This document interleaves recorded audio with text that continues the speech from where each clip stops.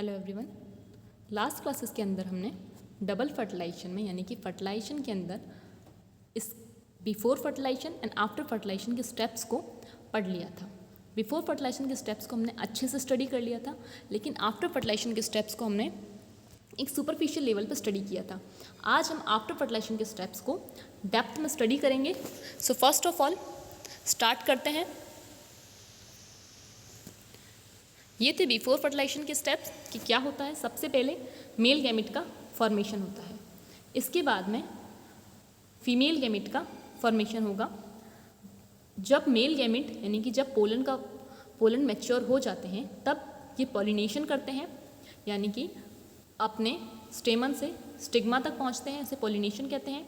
इसके बाद ये स्टिग्मा पर पहुंच जाते हैं तो इनके बीच में कंपैटिबल रिएक्शन होती है, जिसे पोलन पिस्टल रिएक्शन कहते हैं या इंट्रैक्शंस कहते हैं। और अगर ये कंपैटिबल होते हैं तो जर्मिनेशन होता है पोलन ट्यूब का, यानी कि तब पोलन जर्मिनेट होते हैं। तो ये जो दो स्टेप्स हैं, pollen pistol interaction and germination, ये हम आज पढ़ लेंगे। बाकी के ये सब हमने अच्छे से स्टडी कर लिए हैं। इसके साथ मैंने आपको फर्टिलाइजेशन का मतलब बता दिया था कि जब एक मेल गैमेट तो एक से और दूसरा मेल गैमेट पोलर न्यूक्लियस से फ्यूज्ड होता है तो उसे डबल फर्टिलाइजेशन कहते हैं। जब मेल गैमेट एग से फ्यूज्ड होता है तो वो एम्ब्रियो का फॉर्मेशन करता है, इसे सिनगैमी या सल्यन कहते हैं। और जब मेल गैमेट सेकेंडरी न्यूक्लियस से फ्यूज्ड होता है तो इसे प्राइमरी एंडोस्पर्म न्यूक्लियस कहते हैं, प्राथमिक भ्रूणपोष केंद्रक, तो इसे ट्रिपल फ्यूजन त्रिक सल्यन कहते हैं। इस एंजियोस्पर्म्स में जो फर्टिलाइजेशन हो रहा है वो साइफनोगेमस टाइप का होता है, नाल युग्मनी होता है। नाल युग्मनी का मतलब ट्यूब टाइप जो स्ट्रक्चर है वो हेल्प करता है गैमेट्स को ओव्यूल तक पहुंचाने में। चलिए अब हम जो फर्टिलाइजेशन के स्टेप्स थे आफ्टर फर्टिलाइजेशन, जो फर्टिलाइजेशन में स्टेप्स कौन कौन से काम आ रहे हैं उनको हम पढ़ते हैं। तो सबसे पहले पोलन जर्मिनेशन। पोलन जर्मिनेशन का मैंने आपको जैसे बता दिया था कि पोलन जर्मिनेशन के अंदर क्या होगा, तो इसे आप यहाँ से देख लीजिए कि ये पोलन है एक। इस पोलन का जब फॉर्मेशन होता है तो टेट्राइड की फॉर्म में होता है, यानी कि 4 पोलन होते हैं इस तरह से।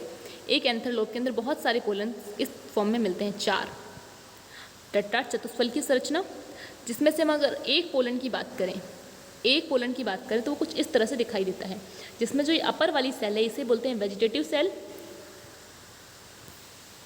इसको बोलते हैं वेजिटेटिव सेल, और जो लोअर वाली सेल है इसे बोलते हैं जनरेटिव सेल। जो वेजिटेटिव सेल है वो आकार में बड़ी होती है और उसके पास एक न्यूक्लियस होता है बड़ा सा। जनरेटिव सेल छोटी होती है और ये वेजिटेटिव सेल के ही उसमें चैम्बर में तैरती रहती है। तो जब पोलन का जर्मिनेशन होता है तो ये पोलन कहाँ आता है, स्टिग्मा के ऊपर। अब यहाँ देखिए कि जैसे ही ये पोलन स्टिग्मा के ऊपर आता है तो मैंने आपको बताया था कि इस स्टिग्मा की सरफेस कैसी होती है, हाइड्रेटेड होती है। यहाँ पर वाटर प्रेजेंट होता है अच्छा खासा अमाउंट में। पेलिकल स्ट्रक्चर होता है इस तरह से, इसका पेपिला में स्ट्रक्चर होता है, पेलिकल प्रेजेंट होती है, क्यूटिकल प्रेजेंट होती है, रोड शेप्ड क्यूटिकल प्रेजेंट होती है। सब हम पढ़ चुके हैं। तो सिंपल सा आप ये याद रखिए कि इसकी जो वर्तिका की जो अपर वाला लेयर है ये बहुत ज़्यादा हाइड्रेटेड होता है, यहाँ पे बहुत सारा वाटर प्रेजेंट होता है। इस वाटर को ये पोलन एब्जॉर्ब करने के बाद स्वेल हो जाएगा। जब इसे अब्सॉर्ब कर लेगा पोलन तो ये पोलन कैसा हो जाएगा, स्वेल हो जाएगा ऐसे। और स्वेल होने के बाद इसकी जो ये एग्जाइन है, ये वाला स्ट्रक्चर, ये एग्जाइन रप्चर होगी और जहाँ पर जर्म पोर प्रेजेंट होता है वहाँ से जो इंटाइन होती है, जो अंतःचोल होता है, वो जर्म ट्यूब की फॉर्म में, एक ट्यूब लाइक स्ट्रक्चर की फॉर्म में बाहर आ जाता है। इसे कहते हैं जर्म ट्यूब। ठीक है, जनन कोशिका, जर्म ट्यूब या जनन कोशिका। यहाँ तक आपको समझ में आ चुका होगा। अब देखिए यहाँ पे ये पॉइंट एक ध्यान रखिएगा कि जब ये फॉर्मेशन हो गया, यानी कि जब जर्म ट्यूब बाहर आई, तब क्या होगा कि ये जो वेजिटेटिव सेल है, ये वेजिटेटिव सेल के पास एक न्यूक्लियस था बड़ा सा, एक बड़ा न्यूक्लियस था, इसे लार्ज लिख देते हैं। ये लार्ज न्यूक्लियस, इसे कहते थे ट्यूब न्यूक्लियस। ये इस जर्म सेल में आगे आगे चलता है यहाँ पर। और जो ये जनरेटिव सेल थी, इसका जो छोटा न्यूक्लियस था, ये छोटा न्यूक्लियस जनरेटिव सेल का न्यूक्लियस डिवाइड होता है माइटोटिकली समसूत्री विभाजन से और 2 मेल गैमेट्स को बनाता है जो कि पीछे चलेंगे। तो ये स्टार्टिंग में जर्म ट्यूब बनती है। यहाँ तक आपको समझ में आया कि जैसे ही वाटर ऑब्जॉर्ब करेगा ये रप्चर होगी एंटाइन जर्म ट्यूब की फॉर्म में, जर्म पोर से, जर्म ट्यूब जनन कोशिका की फॉर्म में जनन छिद्र से, जर्म पोर से बाहर आएगी और इसमें आगे कौन सा न्यूक्लियस होगा? वेजिटेटिव सेल का, जिसे क्या कहते हैं? ट्यूब न्यूक्लियस, TUBE वाला ही, ठीक है, ट्यूब न्यूक्लियस। और जो पीछे है ये ट्यूब न्यूक्लियस बड़ा होता है आकार में। और ये ट्यूब न्यूक्लियस आगे क्यों है? ये ट्यूब न्यूक्लियस एक तरह से हेल्प करता है पोलन ट्यूब को ग्रोथ कराने में और उसके साथ साथ उसे रास्ता दिखाने में कि यहाँ से चलिए, यहाँ पर पोलन स्टाइल है और यहाँ पर ये खाली है। इसके पीछे जो जनरेटिव सेल है उसके न्यूक्लियस क्या होंगे?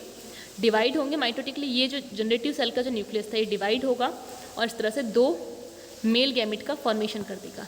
स्टार्टिंग में ये राउंड होंगे लेकिन बाद में ये इस तरह से अपने आप से कनेक्टेड रहते हैं। अब ये कनेक्टेड क्यों रहते हैं? ताकि दोनों साथ साथ चलें, दोनों ही साथ साथ चलते रहें और इनके बीच में कनेक्टिवनेस नहीं टूटे। क्योंकि जैसे ही एग से एक मेल गैमेट फ्यूज़ होता है उसी समय सेकेंडरी न्यूक्लियस से भी दूसरा मेल गैमेट फ्यूज़ हो जाता है। तो दोनों प्रोसेस साथ साथ होते हैं, इसलिए मेल गैमेट इस तरह से मिलते हैं कि ये अपने आप को छोड़े नहीं और दोनों साथ साथ ही मूव करें। तो ये प्रोसेस समझ में आ गया होगा कि जर्मिनेशन जो हमने पढ़ा, पोलन जर्मिनेशन, वो यहाँ ख़त्म होता है। अब structure and growth of pollen tube ये पढ़ते हैं। तो इससे पहले पोलन जर्मिनेशन को भी एक बार अच्छे से देखेंगे और structure and growth of pollen tube देखते हैं। ये देखिए, ये है पूरा स्ट्रक्चर उसका कि ये था एक पोलन। इस पोलन के अंदर ये है जर्म पोर और ये है इसका खुद का न्यूक्लियाई। इसके अंदर डिवीज़न हुआ। कैसा डिवीज़न हुआ? माइटोसिस, मैं यहाँ लिख देती हूँ माइटोसिस, जिससे कि 2 न्यूक्लियाई बनी। एक जो सेल बनी वो बड़ी बनी जिसे वेजिटेटिव सेल कहते हैं और इसका न्यूक्लियस ट्यूब न्यूक्लियस कहलाता है, या वेजिटेटिव सेल या ट्यूब सेल कह सकते हैं। इसका न्यूक्लियस ट्यूब न्यूक्लियस या ट्यूब सेल कहलाता है। और एक छोटी सी बनती है जनरेटिव सेल। अब इस जनरेटिव सेल ये यहाँ से जो इसकी वॉल है इससे अलग होकर इस जनरेटिव वेजिटेटिव सेल के अंदर ही तैरने लगती है। इसके बाद ये पोलन पोलिनेशन करके स्टिग्मा की सरफेस पर जाएगा। ये स्टिग्मा की सरफेस पे गया और वहाँ पर ही वाटर ऑब्जॉर्ब करके फूल जाएगा और फिर रप्चर होगा। और रप्चर होने के बाद इसमें पोलन ट्यूब, जर्म ट्यूब का फॉर्मेशन होगा। ये बन गई, ये है जर्म ट्यूब। और ये जर्म ट्यूब जनन कोशिका में आगे कौन सा न्यूक्लियस होगा? इसे मैं यहाँ से रफ कर रही हूँ ताकि आपको दूसरी पॉइंट दिखा पाऊँ। इस जर्म ट्यूब में जो ये आगे ही न्यूक्लियस है, ये न्यूक्लियस होगा इस ट्यूब सेल का।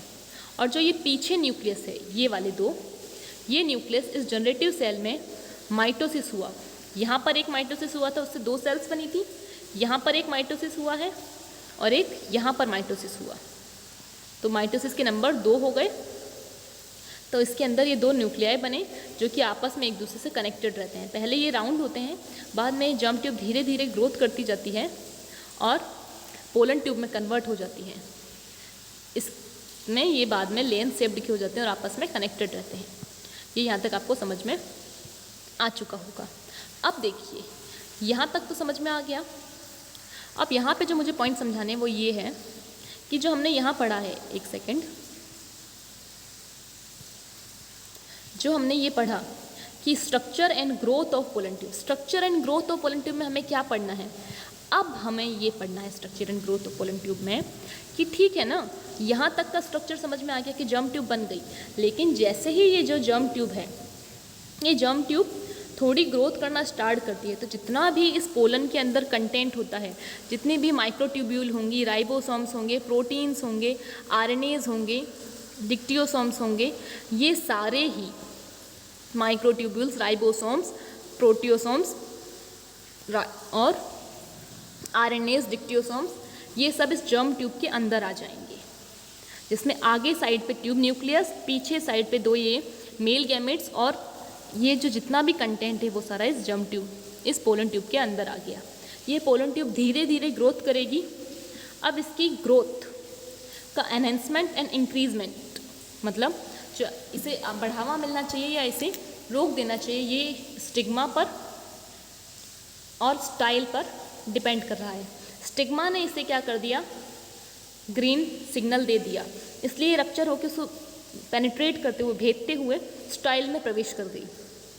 अब जैसे ही स्टाइल में प्रवेश कर गई, अब स्टाइल यहाँ पे अपना इस पर रोल प्ले स्टार्ट करेगी कि अगर कंपैटिबल है तब तो इसे ये होने देगी और नहीं है तब इसे रोक देगी।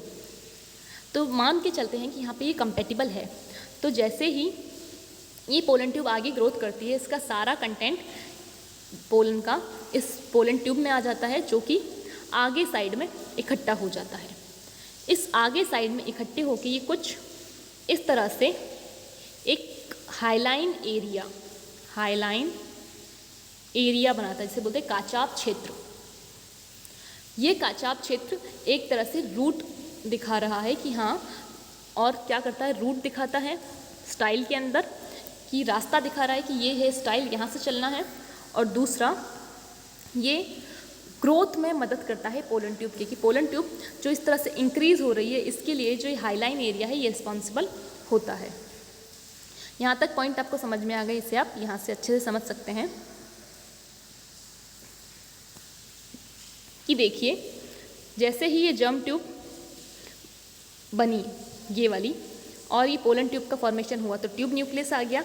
उससे भी पहले यहाँ पर इसकी टिप पर ये हाइलाइन एरिया बन गया। ये हाइलाइन एरिया क्या है, इसके अंदर बहुत सारे माइक्रोट्यूब्यूल्स, डिक्टियोसोम्स, जो सारे इस पोलन के अंदर थे वो सब यहाँ प्रेजेंट हैं। बहुत सारे माइक्रोट्यूब्यूल्स हैं, वेसिकल्स हैं, फिलामेंट हैं, गोल्जी बॉडी है, एंडोप्लाज्मिक रेटिकुलम, अंतःप्रदीप जालिका, माइटोकॉन्ड्रिया, यानी कि जितने भी सेल इस पोलन के पास थे वो सब यहाँ आ गए। इसको बोलते हैं हाइलाइन एरिया। उसके बाद में ट्यूब न्यूक्लियस, और यहाँ पर ये दोनों, यहाँ पे स्पर्म सेल्स लिखा हुआ है, इसे आप मेल गैमेट्स कह सकते हैं। अब ये पॉइंट हुआ ख़त्म। ख़त्म के साथ साथ यहाँ पे एक पॉइंट ध्यान रखिएगा कि ये जो ग्रोथ है, एक सेकेंड में इसे यहाँ एक समझाना चाहूँगी आपको एक पॉइंट, कि ये जो पोलन ट्यूब बनी,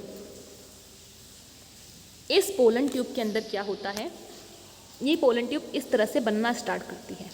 तो यहाँ पर तो मान लेते हैं कि ये हाइलाइन एरिया हो गया, यहाँ पे सारा कंटेंट आ गया, यहाँ पे आ गया male gamete, sorry tube nuclei, और पीछे साइड में आ गए ये दोनों मेल गैमेट इस तरह से। अब जैसे जैसे ये जर्म ट्यूब ग्रोथ करती जाती है,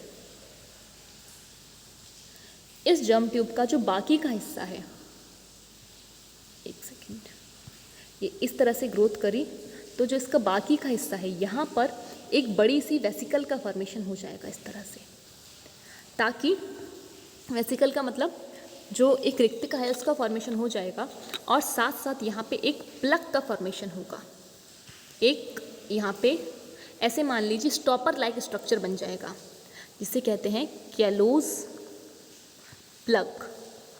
और ये कैलोज प्लग, ये जो पोलन ट्यूब है, ये कैलोज प्लग इस तरह से बनते हैं, भित्ति से होते हुए सेंटर की तरफ आएंगे, यानी कि सेंट्रीपेटल मैनर में बनते हैं।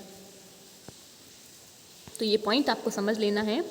क्या समझाया मैंने, कि जैसे जैसे ये पोलन ट्यूब ग्रोथ करती जाती है, इसके यहाँ पर कैलोज प्लग का फॉर्मेशन हो जाता है। कैलोज प्लग कब बना, जैसे ही ट्यूब न्यूक्लियाई आ गया, दोनों सेकेंडरी न्यूक्लियाई आ गए, ट्यूब न्यूक्लियाई आ गया, सेकेंडरी न्यूक्लियाई नहीं कहते हैं, क्या कहते हैं, जैसे ही यहाँ पर ये ट्यूब न्यूक्लियाई और ये दोनों मेल गैमेट आ गए, और यहाँ पे क्या था, ये हाइलाइन एरिया, ये वाला, तो यहाँ पर एक बड़ी सी वैक्यूल का फॉर्मेशन हो जाएगा, ताकि बाकी के छेद में नहीं जाए, ताकि ये जो कंटेंट है ये पीछे की तरफ मूव ना करे। उसके साथ साथ यहाँ पर कैलोज प्लग का फॉर्मेशन होगा। ये कैलोज प्लग इस तरह से भित्ति से होते हुए फिर सेंटर में आएंगे और एक रिंग का फॉर्मेशन कर लेंगे इस तरह से, और ये इसको बंद कर देंगे। फिर थोड़ा और ग्रोथ करेगी। अब जैसे कि यहाँ तक था, अब इसने इतना और ग्रोथ कर लिया, तो ये यहाँ पर कैलोज प्लग बन जाएगा। इसके बाद में ये इस तरह से इतनी और ग्रोथ करी, तो तीसरा कैलोज प्लग बन जाएगा। ये कैलोस प्लग इसलिए बन रहे हैं ताकि ये जो कंटेंट है, दोनों मेल गैमेट पोलर, ये जो न्यूक्लिया है, ट्यूब न्यूक्लिया और ये काचाप क्षेत्र में जितने भी कंटेंट हैं, ये सब पीछे की तरफ मूव ना करें, इनका सीधी डायरेक्शन में, यूनी डायरेक्शन, एक डायरेक्शन में मूवमेंट होता रहे। और वो भी डायरेक्शन कैसी होगी? यूनी डायरेक्शन, यूनी डायरेक्शन में मूवमेंट होता रहे, और वो डायरेक्शन होगी स्टिग्मा से ओव्यूल की तरफ, और ओव्यूल में भी कहाँ? एम्ब्रियो सेट, जिसमें माइक्रोपाइलर एंड एग, ऐसे इसका मूवमेंट होगा। तो आई होप आपको ये पॉइंट समझ में आ गया हो कि मैंने क्या समझाना चाहा था। चलिए इसे डायग्राम से देख लेते हैं। ये डायग्राम आपको समझ में आ गया ये किस तरह से पोलन ट्यूब पहले जर्म ट्यूब बनाएगी, उसके बाद इसमें डिवीज़न होगा और ये आगे की साइड में हो जाएगा ट्यूब न्यूक्लियर, पीछे मेल गैमेट्स, ये देखिए। इसके बाद ये जो आपको स्ट्रक्चर दिख रहा है ये है कैलोस प्लग, ये आपको यहाँ पे और क्लियर कट दिखेगा कि ये हो गया आगे साइड में हाईलाइन एरिया, काचाप क्षेत्र, ये है ट्यूब न्यूक्लियस या फिर वेजिटेटिव न्यूक्लियस, और ये है मेल गैमेट्स। ये देखिए यहाँ पे ये हो गया प्लग का फॉर्मेशन। इससे पहले ये यहाँ पे एक कैलोस प्लग का फॉर्मेशन हो रखा है, ये देखिए सेंट्रीपेटल मैनर में हो रहा है। ये सिर्फ इसलिए ताकि ये पीछे की तरफ कंटेंट ना मुड़े। अब ये था पोलन ट्यूब का स्ट्रक्चर एंड इसका डेवलपमेंट। इसके साथ साथ ये जो पोलन ट्यूब है, ये पोलन ट्यूब किससे मिलके बनी हुई होती है? इस पोलन ट्यूब की वॉल सेल्यूलोज एंड पैक्टीन से मिलके बनी हुई होती है, प्लांट वॉल की तरह ही। और एक पॉइंट और, सेल्यूलोज और पैक्टीन के अलावा यहाँ पे लिख लीजिए सेल्यूलोज एंड पैक्टीन। इसके साथ साथ इस एरिया में बहुत सारे एंजाइम होते हैं, यानी कि ये गोल्जी, एक्टिन फिलामेंट, माइक्रोट्यूबल, ये सारे कोशिकाओं के उपांग के साथ साथ यहाँ पर बहुत सारे एंजाइम्स होते हैं, जिसमें होते हैं एस्ट्रेज, पॉलिस या फिर पॉलीसेक्राइडेज,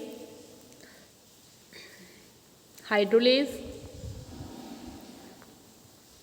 इस तरह के यहाँ पे बहुत सारे एंजाइम्स होते हैं। ये एंजाइम्स क्या काम करते हैं? ये एंजाइम्स जब ये पोलन ट्यूब स्टाइल के अंदर ग्रोथ करती है, तो यहाँ पर देखिए जैसे ही ये है स्टाइल, और इस स्टाइल के अंदर जब ये पोलन ट्यूब इस तरह से ग्रोथ करेगी, तो यहाँ तो कैलोस प्लग का फॉर्मेशन हो चुका है। यहाँ पे ये हाईलाइन एरिया है जो कि रास्ता दिखा रहा है इससे आगे मूवमेंट करने में, और बाकी ये ट्यूब न्यूक्लियस, मेल गैमेट्स।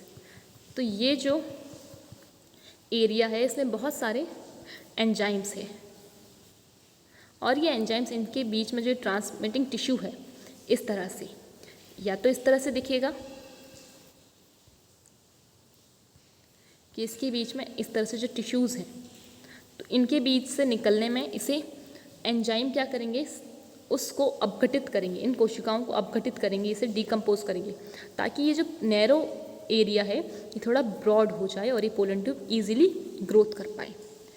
तो ये यहाँ पर इसीलिए एंजाइम्स होते हैं जो कि इसकी हेल्प करते हैं। तो आपको यहाँ तक ये पॉइंट समझ में आया होगा। अब इसके आगे का पॉइंट पढ़ते हैं। Path of pollen tube. Path of pollen tube क्या होता है? जैसा कि मैंने बहुत अच्छे से आपको समझा दिया कि जब हम पोलन ट्यूब की बात करते हैं तो वो पोलन ट्यूब अपनी जर्म ट्यूब से आगे पोलन ट्यूब बनी, जिसको हमने यहाँ पे पढ़ लिया। ये इस तरह से ग्रोथ कर रही है, ये है पोलन ट्यूब। ये पोलन ट्यूब ग्रोथ किसके अंदर कर रही है? ये पोलन ट्यूब स्टाइल के अंदर ग्रोथ कर रही है, वृत्तिका के अंदर। और वृत्तिका 3 टाइप की थी, पहली ओपन, दूसरी हाफ क्लोज्ड, तीसरी क्लोज्ड। ओपन बिल्कुल इस तरह से होगी जिसके अंदर पोलन ट्यूब इजीली ग्रोथ कर जाएगी, और ये ओपन खुद भी कुछ म्यूसिलेज या कुछ ऑयल टाइप का सिक्रेशन करेगी, जिससे कि ये पोलन ट्यूब इजीली यहाँ ग्रोथ कर पाए। और इसकी जो मूवमेंट होगी पोलन ट्यूब की ओपन के अंदर बहुत ज़्यादा फास्ट होगी एंड जल्दी होगी। ठीक है। Second, half close. Half close के अंदर इस तरह से यहाँ टिश्यू मिल रहे हैं, यहाँ मिल रहे हैं, फिर यहाँ तक मिल गए, यहाँ मिल गए। तो इस तरह से ये जो हाफ क्लोज्ड पोलन ट्यूब है, सॉरी हाफ क्लोज्ड स्टाइल है, इसके अंदर ये जब पोलन ट्यूब जाएगी तो ये पोलन ट्यूब इस तरह से जहाँ इसको जगह मिलेगी वहाँ से एंटर होते हुए जाएगी ऐसे। तो यहाँ पर जो एंजाइम वगैरह होंगे वो इसको थोड़ा अपघटित करेंगे ताकि इनकी जो बीच में जगह है ये थोड़ी ज़्यादा हो और मूवमेंट थोड़ा सा फास्ट हो कंपैरेटिवली क्लोज्ड। तो सबसे ज़्यादा होगा ओपन का, फिर हाफ क्लोज्ड का एंड देन क्लोज्ड का सबसे कम, क्योंकि जो थर्ड वाली है क्लोज्ड उसमें आप बिल्कुल इस तरह से टिश्यूज़ मिलेंगे। और ये इस तरह से टिश्यूज़ में इन्हें ट्रांसमिटिंग टिश्यू कहते हैं, ट्रांसमिटिंग टिश्यूज़ प्रेषण उत्तक, जिनके अंदर जब पोलन ट्यूब जाएगी तो उसे बहुत मुश्किल से आगे का रास्ता मिलेगा। इसलिए यहाँ पे कुछ एंजाइम्स और कुछ सिक्रेशन के लिए एक्सक्रीशन होते हैं जो कि हेल्प करते हैं ट्रांसमिटिंग टिश्यू के बीच में जो अंतःकोशिक स्थान है, इंट्रासेलुलर जो गैप्स होते हैं उनको क्या करते हैं, इंक्रीज़ करते हैं। तो ऐसे मान लो कि ये जब क्लोज्ड वाली है, इस क्लोज के अंदर इस तरह से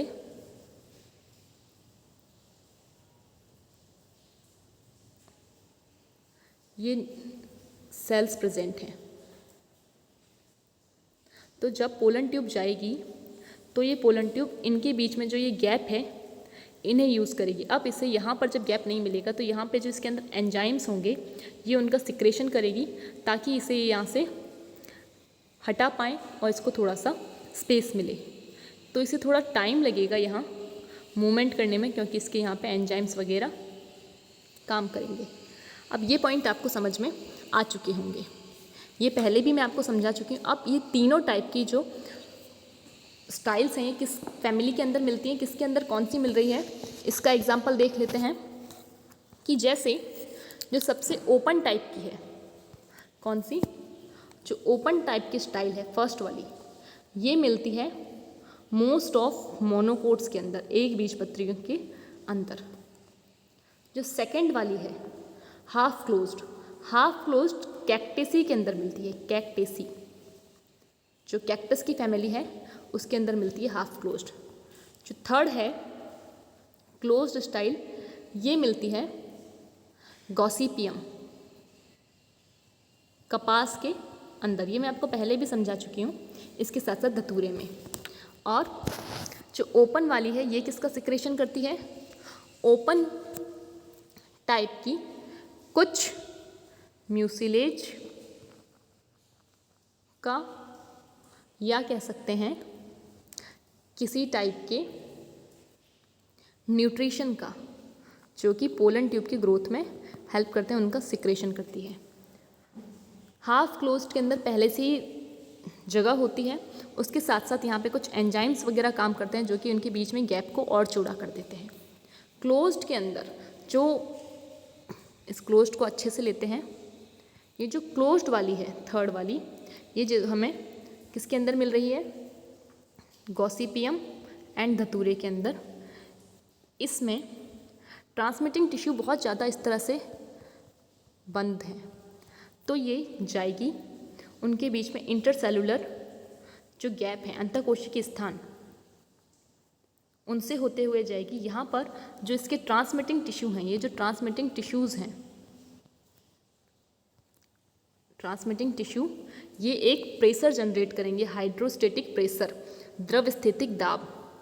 हाइड्रोस्टेटिक प्रेशर को ऐसे मान लीजिए एक तरह का टिश्यूज़ पे ये प्रेशर जनरेट करेगी जिससे कि ये टूटती जाएगी, और इसके पास में कुछ एंजाइम्स होंगे और कुछ सिक्रेशंस होंगे जो कि इसको अपघटित करेंगे, जिससे कि इनके बीच में जो ये स्पेस है, यानी कि इस सेल और इस सेल के बीच में जो स्पेस है, ये जो स्पेस इतना सा है, इंटरसेलुलर स्पेस, ये स्पेस थोड़ा ब्रॉड हो जाए तो ये स्पेस कुछ इतना हो जाएगा, तब ये इजीली यहाँ से ग्रोथ कर जाएगी। तो ये पॉइंट आपको आई होप समझ में आया हो। नेक्स्ट क्लास के अंदर हम बाकी के जो ये टाइप हैं 4 to 9 इन्हें पढ़ेंगे और एक बार पाथ ऑफ पोलन ट्यूब को फिर से रिकॉल करते हुए चलेंगे आगे। चलिए, टिल देन अगर आपको कोई भी कन्फ्यूजन हो तो मुझसे पूछ लीजिएगा। याद करते रहिए, पढ़ते रहिए। Thank you.